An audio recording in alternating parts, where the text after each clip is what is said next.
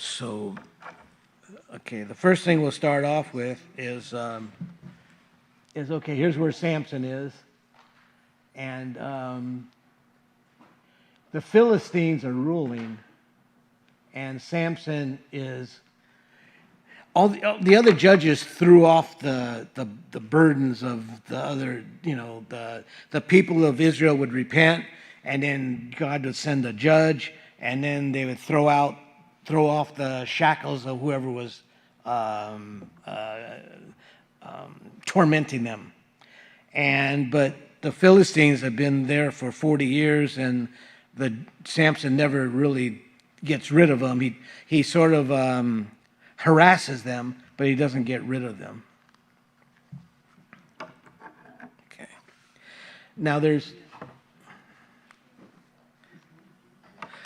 Now Samson was a Nazarene or Nazarite.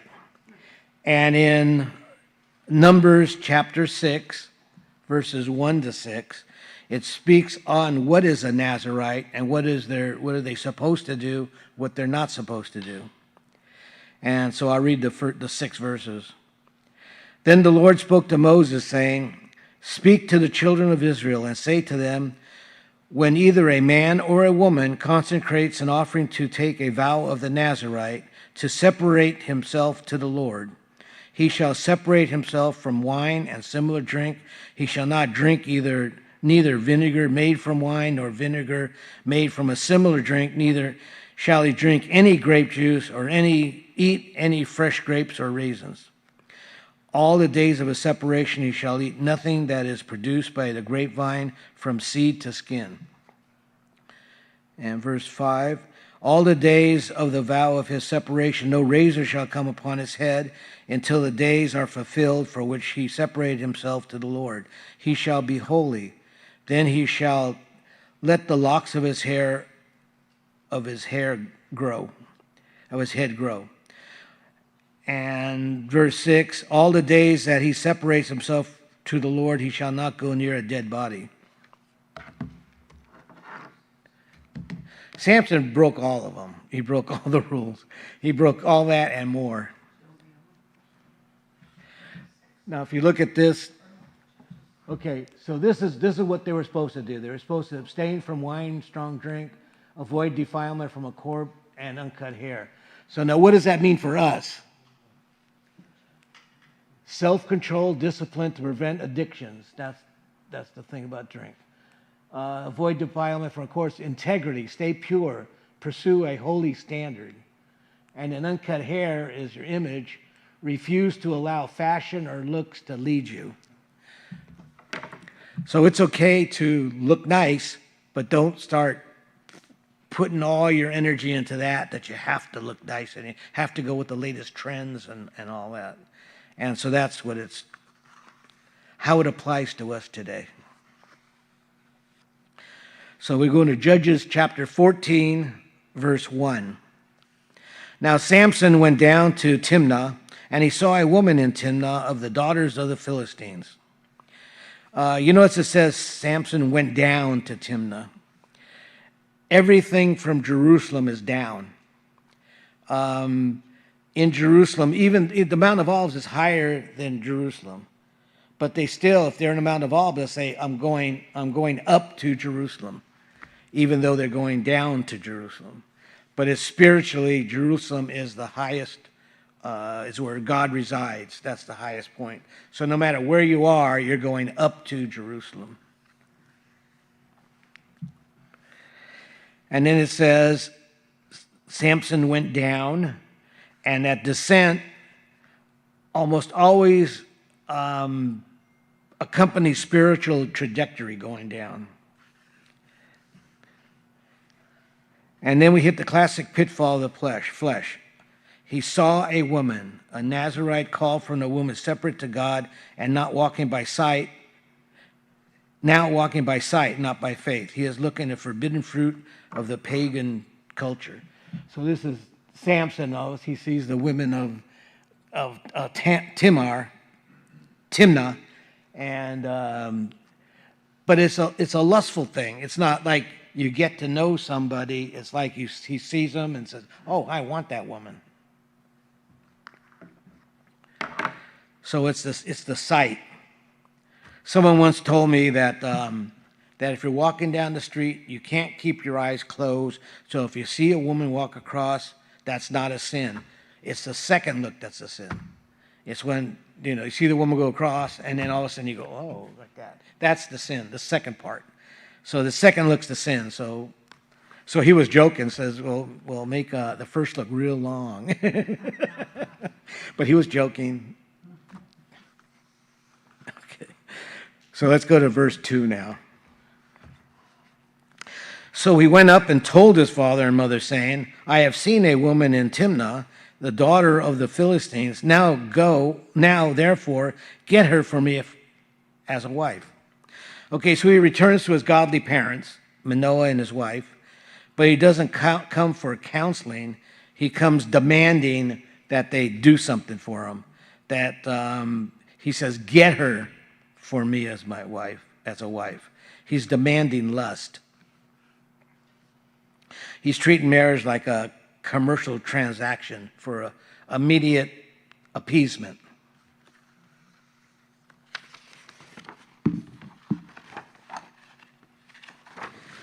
Okay, verse 3. Then his father and his mother said to him, is there no woman among the daughters of your brethren or among all my people that you must go and take a wife from the uncircumcised Philistines? And Samson said to his father, get her for me, for she pleases me well. So his parents are spiritual, trying to give him a biblical pushback and reminding him the law of Moses, which explicitly forbids intermarriage with the pagan nations. And so they're trying to, tell him, isn't there anybody around here, that you could marry? They want to know if there's no godly woman around here. Do you have to go to the pagans to get a wife? But then he says, get her for me, for she pleases me well. The literal Hebrew reads, for she is right in my eyes. And so it's just strictly a lustful thing. Actually, in Judges, that's the whole theme of the whole thing, is that everybody was doing right in their own eyes. And that's how they kept falling into pitfalls and getting more and more and more, over and over. So verse 4, but his father and his mother did not know that it was of the Lord, that he was seeking an occasion against the Philistines. For at that time the Philistines had dominion over Israel. So the parents are confused. They don't know if this is something from the Lord, or is it just something that he was seeking?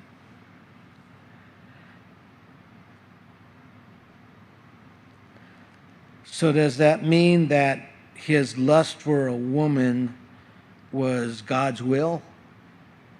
No. But from a hyper-dimensional standpoint, God's above all this stuff. He could see what's going to happen. He could use things for his own good.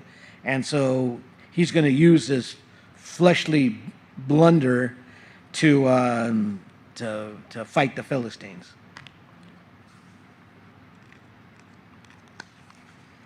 There's one thing I saw. It said, God can steer a crooked stick to strike a straight blow.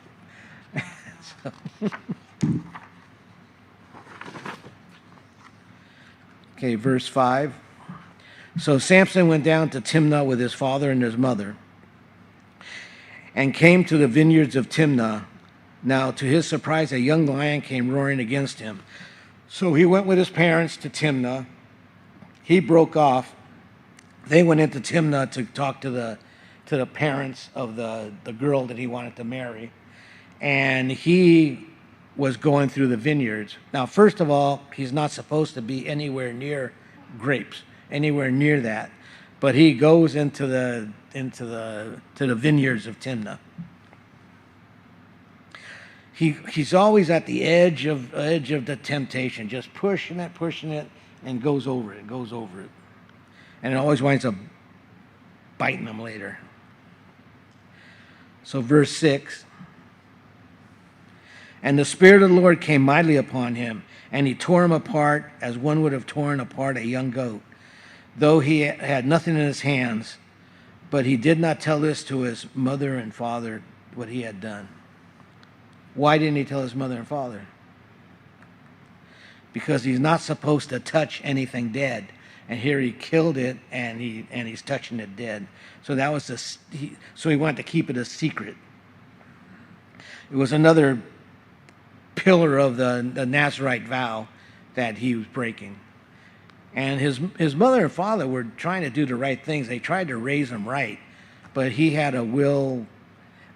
It's like your kids, I mean, you could raise them the way of the Lord and the way you want, that you think is the right thing. But everyone is an individual. God does not have any grandchildren, he just has children. And so everybody's going to have to make their own way and decide for themselves. Now, you should train up the child in the way he should go. And what that means is that you direct his path, and I heard a thing talk about training. Okay, for example, like my father. I think I told the story before where I almost burnt down the house by the Christmas tree. I think I told that story before. I didn't tell that story before? Okay. It was Christmas. And we had a big live tree. And the tree was flashing like lights and stuff. And so I was not that big, I guess. And not too much taller, shorter than I am now. Okay, what? Is this when there was lit candles on the tree? No, there was no candles. No, I'm not that far, not that old.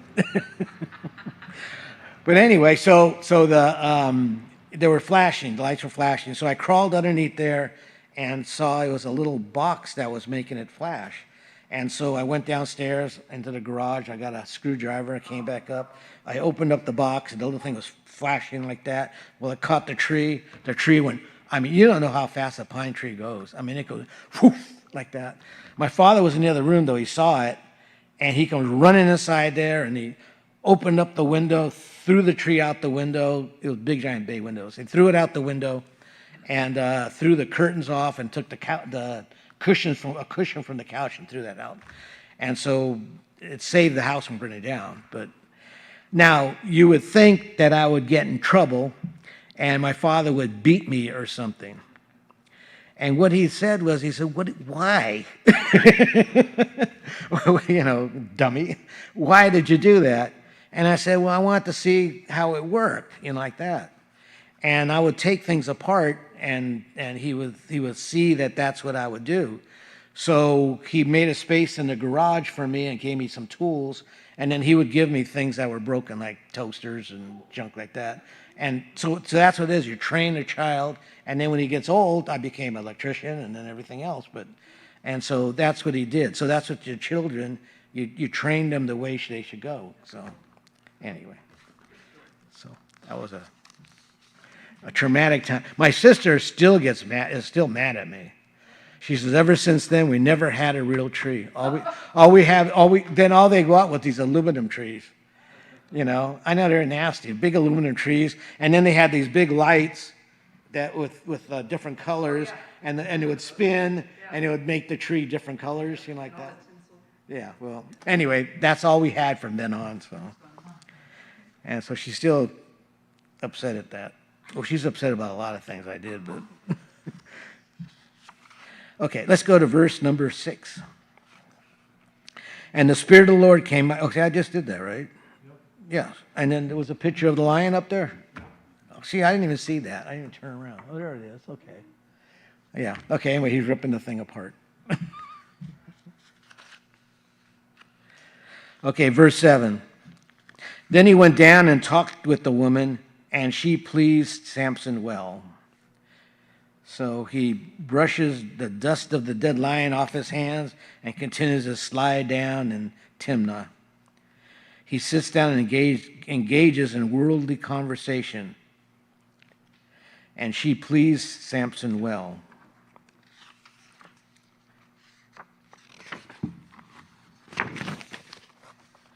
Okay, verse 8.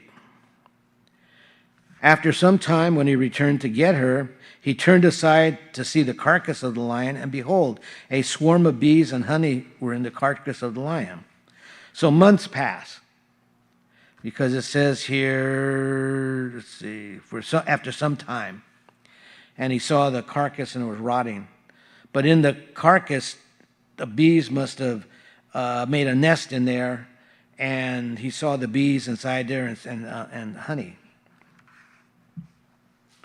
The enemy loves to put sweet things inside dead things, and the sweetness entices your flesh.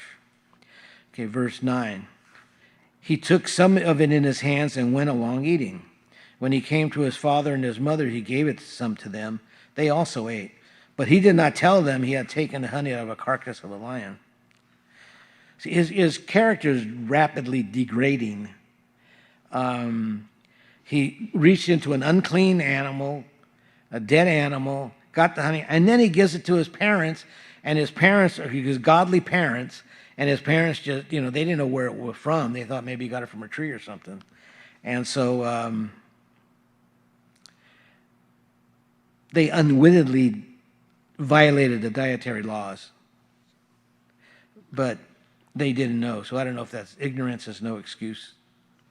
So anyway, so that's him reaching in and getting some honey out of the dead lion.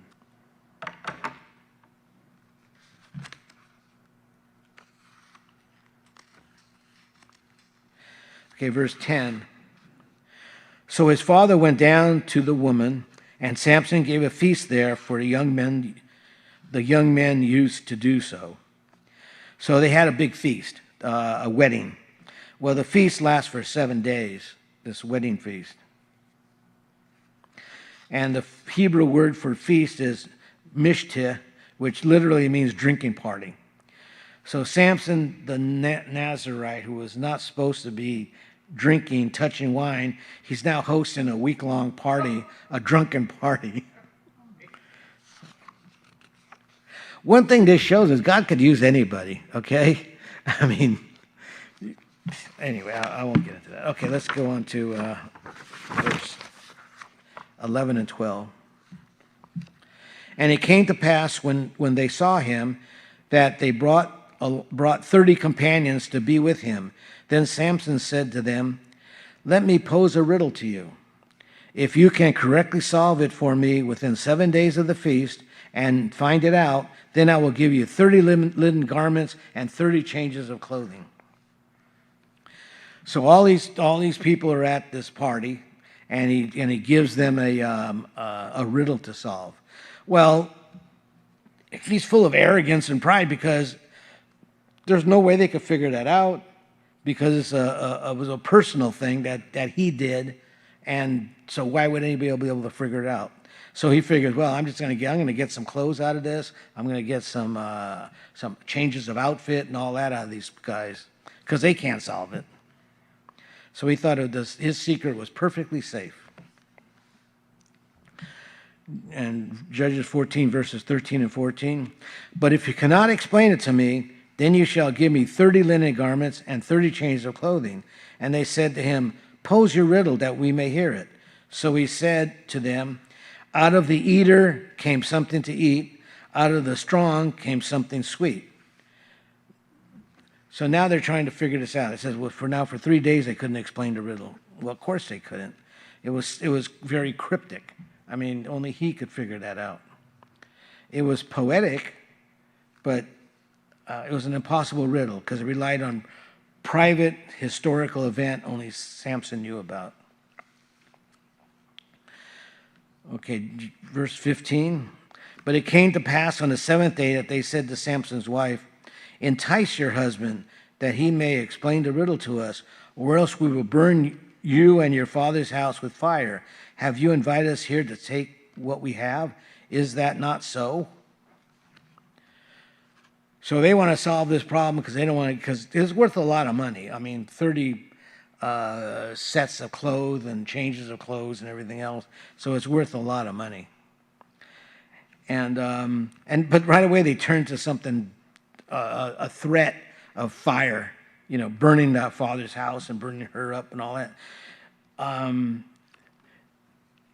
Remember Judges 12 when the Ephraimites said the same thing. They said, well, we're going to burn your house down. We're going to burn your whole village and stuff. God's enemy is, the enemies of God is always arson. And they're trying to burn down the house of the believer. So the bride's trapped now between the strength of her new husband and murderous extortion by her own people.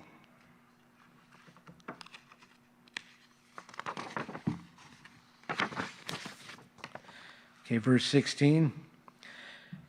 Then Samson's wife wept before him. You only hate me. You do not love me. You have posed a riddle to the sons of my people, but you have not explained it to me. And he said to her, look, I have not explained it to my father or my mother, so should I explain it to you? So she's crying and she's saying, oh, please, let me know. I mean, here I'm your wife, and you need, we're supposed to share things, and you let me know. And she's crying and weeping, and he says that I haven't told anybody. I haven't even told my mother and father about what's going on. So, why should I tell you?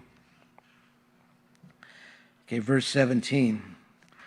Now she had wept before him 7 days while the feast lasted. And it happened on the 7th day that he told her, because she pressed him so much. Then she explained the riddle to the sons of my people. So for 7 days she was crying and crying and crying. And finally, he just gave in after 7 days. I mean, you ever hear a baby when a baby's crying and you're saying, and it's going on and on and on, and you're saying, okay, come on. And then finally you just pick them up, So that's what she was, just crying so much he finally just gave in.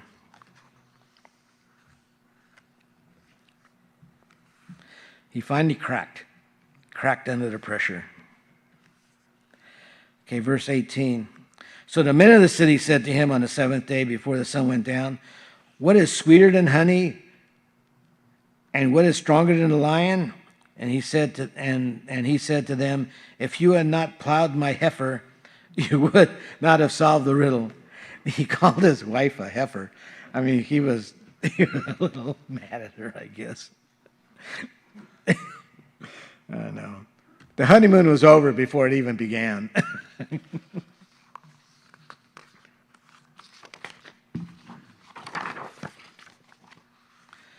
Okay, so verse 19.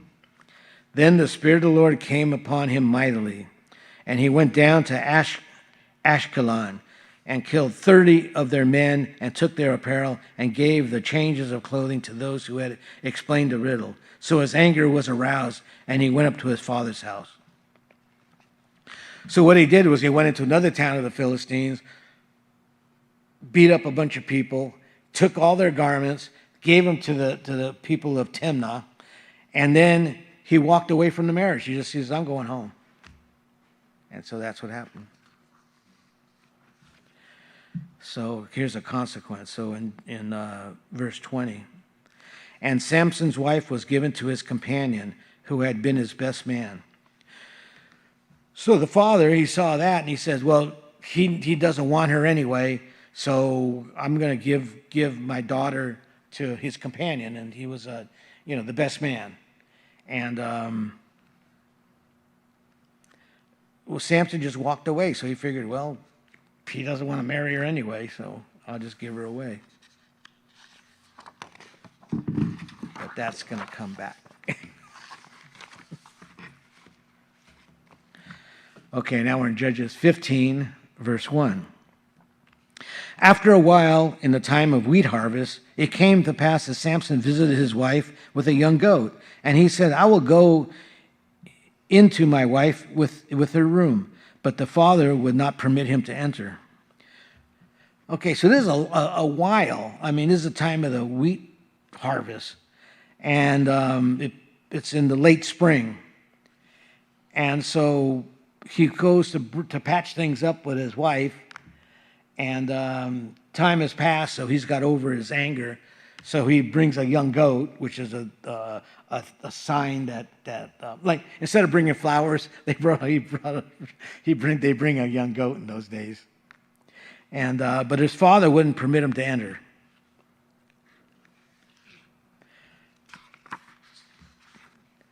So verse 2. Her father said, I really thought that you thoroughly hated her. Therefore I gave her to your companion. Is not her younger sister better than she? Please take her instead. So look how casual the moral bankruptcy is. I mean, he said, oh, well, he said, you can have the younger daughter then, like that. So, and she's better looking anyway. So I don't know what the other one looked like. So he's treating the daughters like commodities. So let's go to verse 2.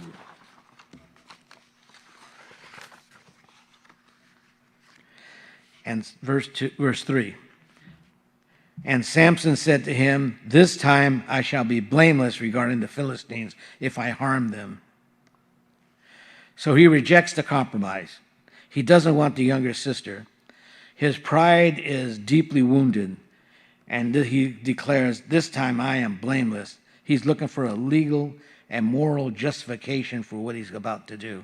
He's going to unleash his fury on the Philistines. His motives are deeply personal and selfish. He's fighting for his own honor, not yet for the glory of Yahweh. But God always has other plans, and God uses this stuff. So this one's an interesting one. Okay, verse 4 and 5. When Samson went and caught 300 foxes, and he took torches and turned the foxes tail to tail and put a torch between each pair of tails. When he had set the torches on fire, he let the foxes go into the standing grain of the Philistines and burnt both the shocks and all the standing grain as well as the vineyards and olive groves. So he caught 300 foxes and he tied them tail to tail and put a torch there, and so they took off running. Now, if he would have tied a torch to one fox, the fox would have ran home. But he tied it to two foxes, so they were sort of fighting each other and going through the vineyards and the wheat fields and all that. And so they were panicking, so they were running. And so anyway, that's the foxes. They're showing single foxes, but it's supposed to be two foxes. Oh well, it's not perfect.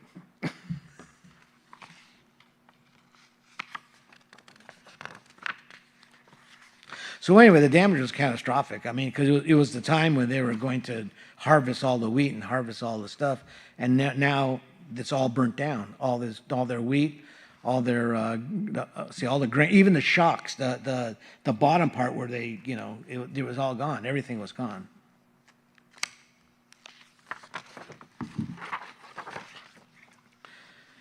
Now, verse 6. Then the Philistines said, who has done this?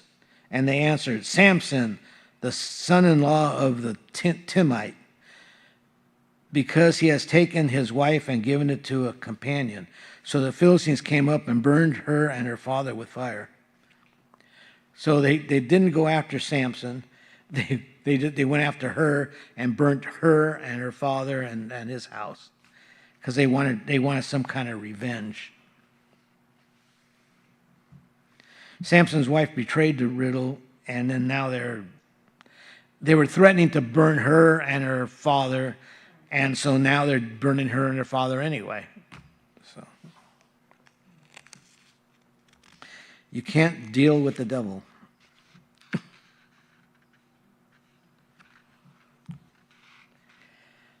Okay, verse 7 and 8.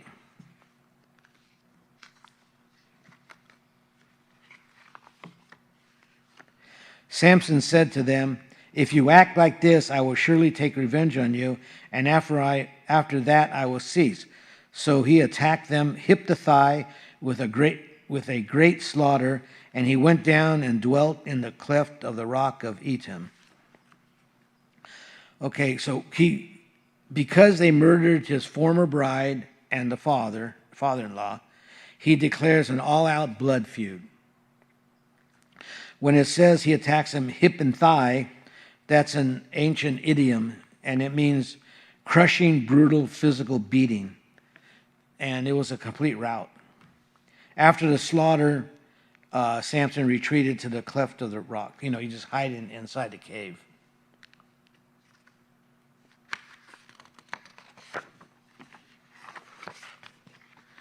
Okay, verse 9 and 10. So now the Philistines went up and encamped in Judah and deployed themselves against Lehi.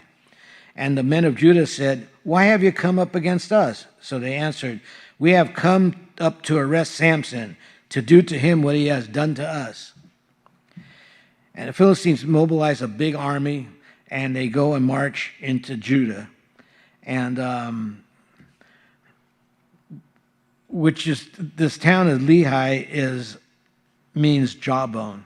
And so it's sort of funny how that's going to work out. It's called a prophetic placeholder.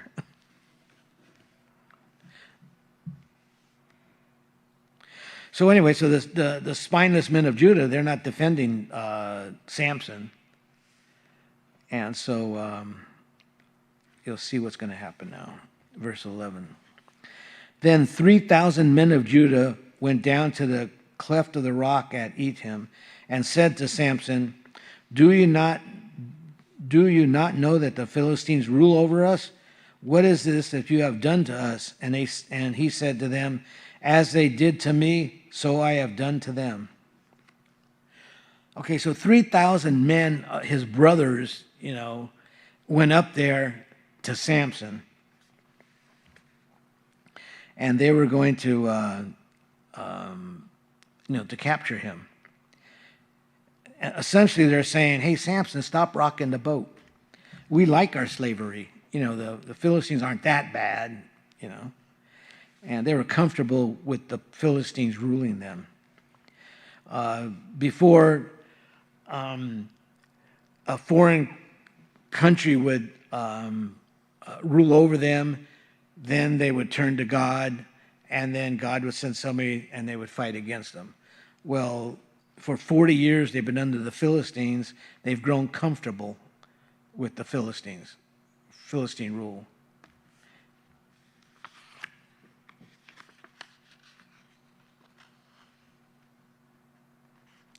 Sometimes when you make a stand that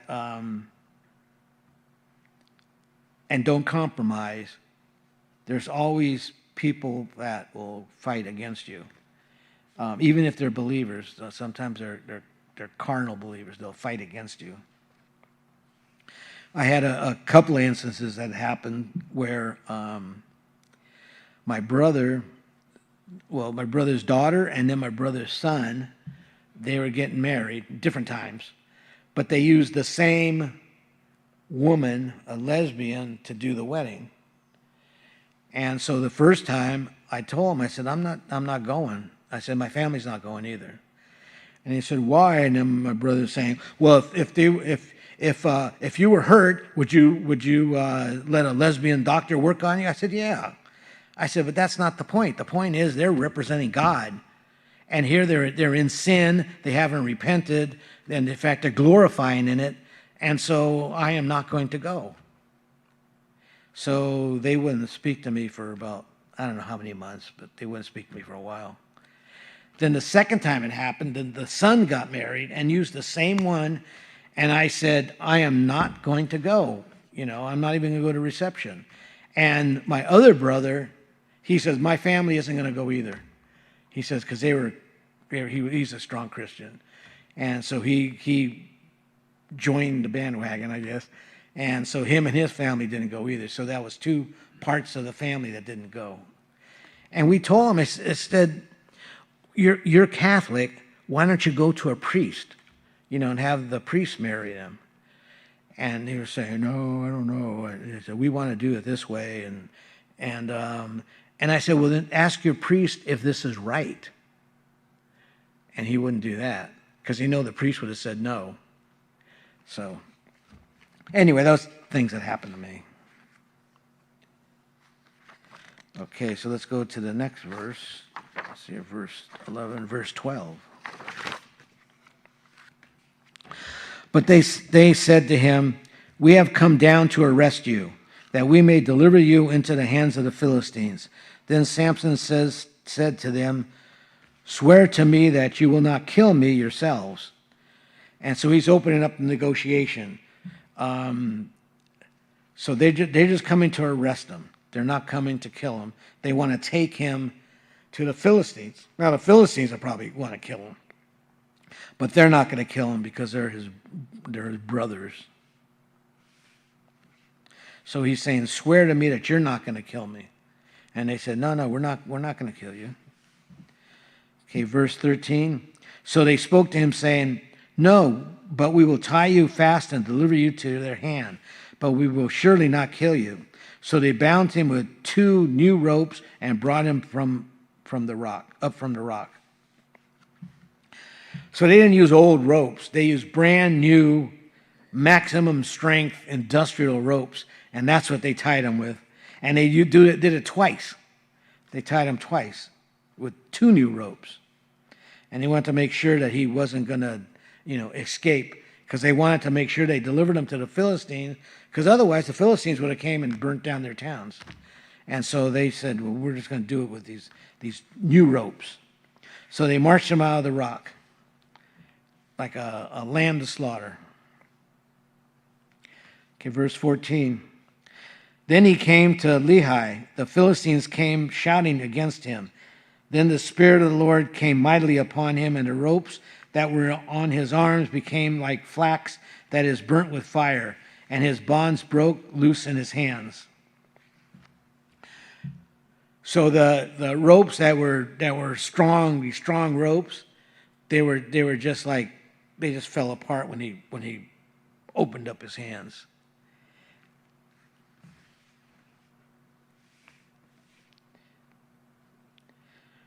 So the enemy was shouting victory. They got Samson, but the Holy Spirit turned the power on. And so it says that they became like flax burnt with fire. And so they didn't just snap. They just sort of fell apart.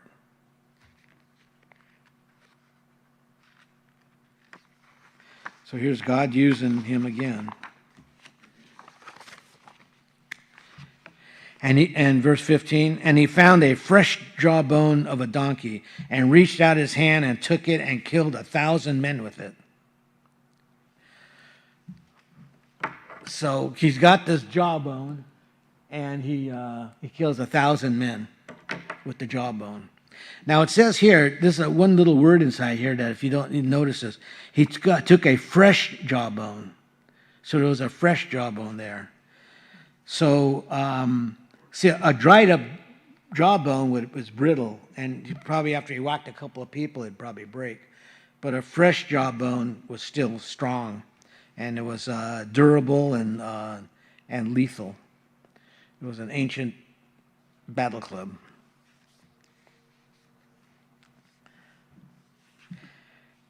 Okay, verse 16. With the jawbone of then Samson said, with the jawbone of a donkey, heaps upon heaps. With the jawbone of a donkey, I have slain 1,000 men. So he breaks into, after he kills all these people, he breaks into a song, a poetic song. Now in Hebrew, it sounds like a song. In English, it doesn't sound like a song. The word for donkey is shamor, and it's identical in spelling to the sound of the word for heap, shamor. So literally saying, he's singing with the shamor of a shamor, shamarum upon shamarum. So it sounds more poetic when you read it in Hebrew. But that's what he was singing. Now there was no mention of God.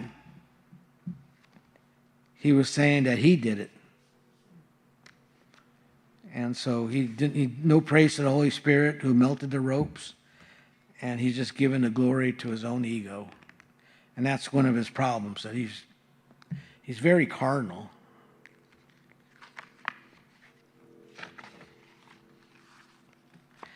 So verse 17. And so it was, when he had finished speaking, that he threw the jawbone from his hand and called the place Ramath Lehi. Okay, so what he's doing, Ramath Lehi, it means jawbone hill. So he named the hill. It's like in Tombstone, Arizona, there's Boot Hill. So they named it Boot Hill because all the people died with their boots on. And so they named it Boot. Does anybody, you ever hear of the city called Colma in California? Okay. Colma is the city of souls. There's 1.5 million people buried there, and the town only has 1,500 people. There's 17 cemeteries. 73% of the total area of the town is cemeteries. Wow. And so if you drive through it, there's a lot of famous people buried there in different places. Wyatt is buried there, and Joe DiMaggio, and anyway, it's a lot of famous people buried in.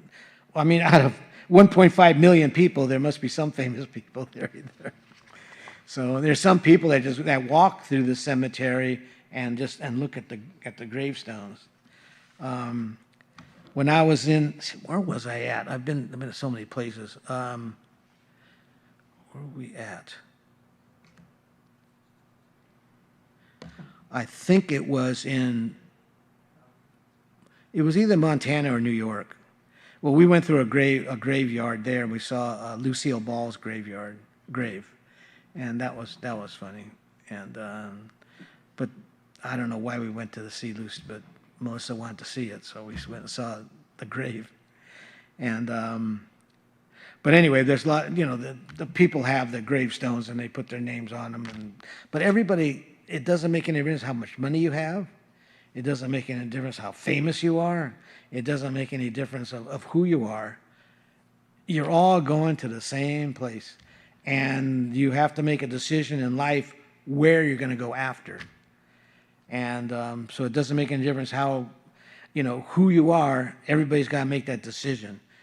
You have to believe on Jesus Christ, or you're going someplace without Jesus Christ.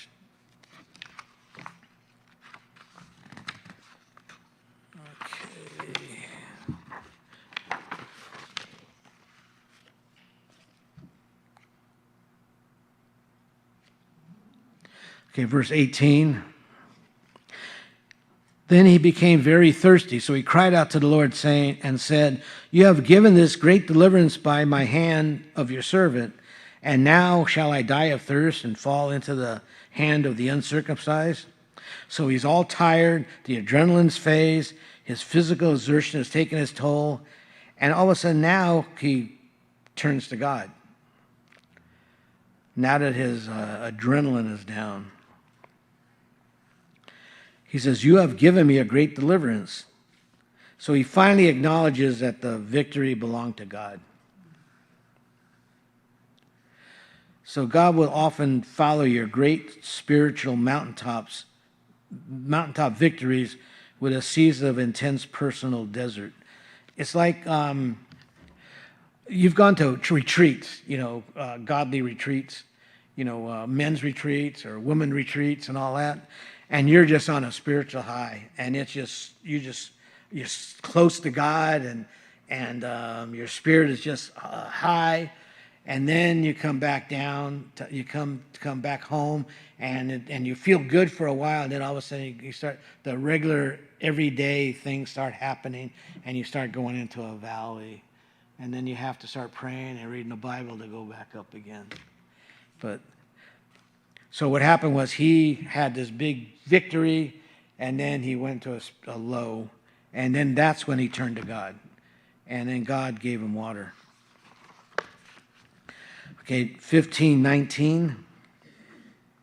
So God split the hollow place, which is in Lehi, and the water came out of it, And when he drank, his spirit returned, and he revived. Therefore he called the name of this place in Concord, which is in Leah to this day.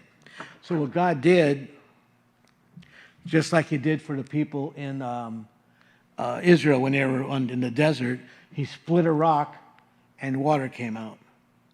He did that to the children of Israel when they were wandering in the wilderness. He split a rock. And you could actually see that rock, that split down the middle. And it's a huge rock, and it's split perfectly down the middle. And you can see like where there was a riverbed there. And that's in near Mount Sinai, over in that area. And there's pictures of it. I guess maybe next time I'll bring a picture of it. But there's pictures of that. I mean, they found the altar where they had the golden calf. The real Mount Sinai in Saudi Arabia, in that area, and where they crossed the Red Sea. All the stuff in the Bible is real. I mean, it really actually happened. So it's not, fairy tales or things to make you feel good. Okay, verse, let's see, 19. Okay, so we're going to go on to verse 20. And he judged Israel 20 years in the days of the Philistines. So it says, in the days of the Philistines. He never drove the Philistines out. He harassed them. He killed a lot of them, but he never got rid of them. So for 20 years, but he never broke the Philistine occupation. All the other judges before him, well, not all of them, but most of the judges before him drove the enemy out. Some of the judges ruled when there was a time of peace and there was no enemy. But anyway, so the Philistines were still there, dominating the culture. Samson brought temporary relief, but because the nation refused to fully repent and clean house, they lived out their days under the shadow of the enemy. And like I said, what they did was before when an enemy took them over and was tormenting them, and they would repent to God, and then God would send somebody and they would deliver them from it. Well, for 40 years, they haven't repented. They've grown comfortable under the Philistines' rule, under their pagan worship and everything else. So, anyway. Gee, that was the end of the chapter. Okay, chapter 6. No, I'm not. I'll do next time. We'll do that. Okay. Well,